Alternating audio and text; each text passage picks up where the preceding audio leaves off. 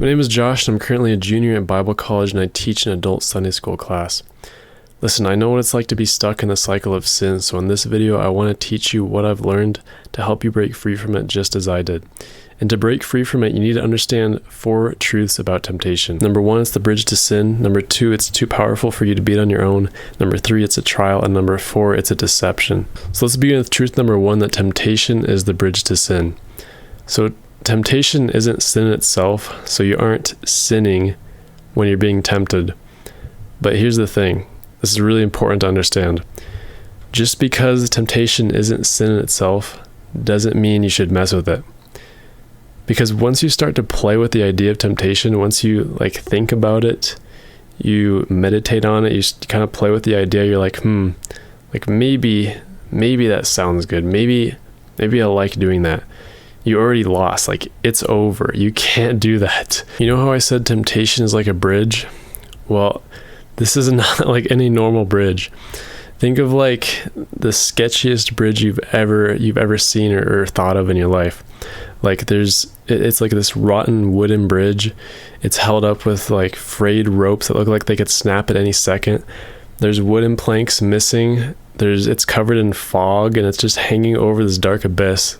So when it's covered in fog, you don't even know what your next step is going to be. You could fall down at any second. You don't want to go near this bridge at all. Romans 13:14 says, "Make no provision for the flesh." And when you're playing with the idea of temptation, that's exactly what you're doing. We move towards what our thoughts are consumed with. And when you play with the idea of temptation in your mind, before you know it, your thoughts are going to be consumed with it. You're going to be moving towards that temptation without even realizing it. And then you're going to be caught in the cycle again, wondering, how did you end up here? How did I end up here again? Well, it's because you stepped foot on the sketchiest bridge ever. Of course, you got caught in it. So what I want you to take away from this is you want to do everything you possibly can to stay away from temptation, to stay away from anything that you think might be tempting. But when temptation does inevitably come, you want to run the other way. You want to cut that thought off immediately the second you recognize your mind going there. And you want to avoid it at all costs. Jesus talks about, cutting off your hand or gouging your eye out to depict how serious sin is. So he doesn't mean to literally do that, but he means you need to take whatever drastic measure is necessary to get rid of sin, to avoid it. Truth number 2, temptation is way too powerful for you to beat on your own. Let's read Hebrews 4:15-16 together. "For we do not have a high priest who is unable to sympathize with our weaknesses, but one who in every respect has been tempted as we are, yet without sin. Let us then with confidence draw near to the throne of grace, that we may receive mercy and find grace to help in time of need." Here's what I want you to take away from this passage that's so important to understand. Jesus sympathizes perfectly, and he's perfectly able to help you in times of need, in times of weakness, in times of temptation. Let me give you an illustration to help you understand this. So when I made this video, I made this because I have sympathy towards you guys who are struggling with temptation, because I've been there. I know what it's like. And now that I've had victory over it, I want to help you in any way that I can. But I can't really help you that much. All I can do is kind of lead you in the right direction, tell you what the Bible says, and point you to Jesus, who can actually help you. Now, think about Jesus. He came down to earth to experience what it's like to be a man. Still God, but he experienced really what it's like to be in the flesh as a man. Meaning, he experienced real weakness. So he really understands. Look at Hebrews 5:7. It says, "In the days of his flesh, Jesus offered up prayers and supplications with loud cries and tears to him who was able to save him from death, and he was heard because of his reverence." When Jesus was about to go to the cross, that was probably his greatest moment of weakness in his entire life. It's just unfathomable what he probably experienced in that moment. And he went to prayer 3 times to the Father. And every single time he went to the Father, he was so consumed with grief, he was saying, please let this cup pass from me if there's any other way, but not my will, yours be done. He was relying on the Father's strength, not his own. So here's my point. If I sympathize with you and want to help you in this video, how much more so does Christ sympathize with you And is he actually able to help you in your moment of weakness? Like, Christ is literally pleading with you to come to him for help. The problem is you fight it in your own strength. That's why you fail. If Jesus didn't fight it in his own strength, if he couldn't win in his own strength, what makes you think you can? You can't. There's no way. And so here's the thing. You just need to stop. Like, literally, just stop it. Like, give up. Stop struggling. And I'm not saying this in the sense of like, oh yeah, just give in to temptation, bro. Like, it doesn't matter. No, that's not what I'm saying. What I'm saying is this. Just give it up to God. Just give in to God. He's the one who can help you. Actually, he's the only one that can help you, and he wants to help you so badly. In fact, Christ died for this very reason, to help you in times of need, but you're fighting the very one who can help you. So you literally just need to stop it. You need to look to Christ's example of humility. You need to let go of your pride, because it's going to kill you, bro. And that's what's holding you back, is your pride. Your pride is what is killing you. You think you can fight it in your own strength. And even when you think you're fighting in God's strength, you're not. You're still holding on to your pride. You need to stop it. Truth number 3, temptation is a trial. So understanding that temptation is a trial can be really helpful for 2 reasons. Number 1, you understand that it's temporary and that it's going to pass. Listen, here's the reason why you keep losing to temptation over and over again. And I'm speaking from experience here. Look at Jesus' example in the desert when he was tempted in the wilderness. He was tempted 3 times by the devil. And after the 3rd time, the devil left him, and angels came and ministered to him. The problem is, you keep getting tempted, and it seems like, oh, I'm tempted all the time, and it's so hard. It's because you keep giving in. You're giving in, and so you're giving merit to the devil to keep coming back because it's working.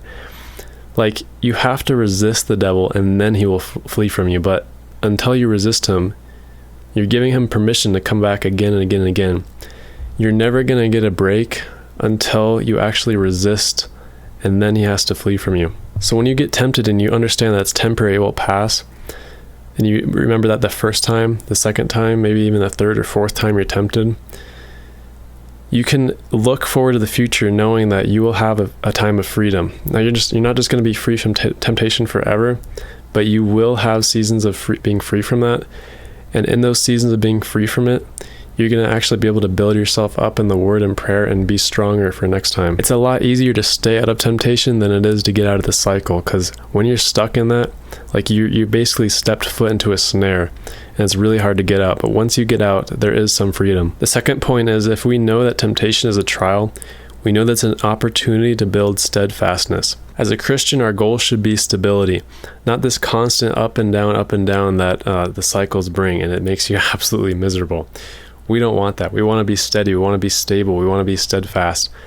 Actually, the purpose that God has for you in trials and temptations is to cause you to be stable, is to get you to a place of stability. Because it's not God who tempts. We see that in James 1. It's our own flesh. It's our own evil desires that lead us away. But it's God's goal to build steadfastness in us. Truth number 4, temptation is a deception. James chapter 1 verse 15 says, desire when it has conceived gives birth to sin, and sin when it is fully grown brings forth death. The basic truth here is that sin never delivers on what it promises you. You think when you're going to sin that you're going to get something good. But the thing is, sin is literally incapable of giving you anything good, just by principle, because everything good comes from God and no sin can dwell with God. Sin literally kills you. There's nothing good about it. Now let's read verses 16 to 17. It says, do not be deceived, my beloved brothers. Every good gift and perfect gift is from above, coming down from the Father of lights, with whom there's no variation or shadow due to change. Notice how this verse starts with, do not be deceived. That's because temptation and sin are ultimately a deception. Like I just said, it doesn't deliver on what it promises. But here's the thing. God does deliver on what he promises, and he longs to give you good things. Let's use let me give you an example. Let's use lust as an example. A sin that a lot of guys struggle with. When you give into lust, you are giving in to a deception. You're giving in to a counterfeit, of a good and perfect gift that God has for you. God designed marriage to be a beautiful thing that will satisfy your desires in a good way. But your own flesh goes after lust, which destroys you. It's a counterfeit. It's an instant gratification that never delivers on what it promises. And it's actually keeping you from receiving God's blessing, from receiving his good and perfect gift, because you're not trusting him. You're not waiting on him. When God promises something, what we see in this passage is that it will actually exceed your expectations, and it won't change. When you give in to sin or temptation, it changes. You think you're going to get one thing, and you get another, and you're left miserable and disappointed every single time. You need to start trusting in God's will for you, and stop giving in to the deception, to the lie of sin and temptation. So to break free from the cycle of sin, you need to understand 4 truths about temptation that we covered today. It's the bridge to sin. It's too powerful for you to beat on your own. It's a trial, and it's a deception. If you do everything you can to remember these 4 things next time you're battling temptation, you're going to be in a way better position. But remember that only he can truly deliver you. Also, if you are not already in the Word, in the Bible, in the prayer every single day, you can't expect to beat this, because you are literally in a battlefield with no weapons and no armor. So if you aren't doing those 2 things, start.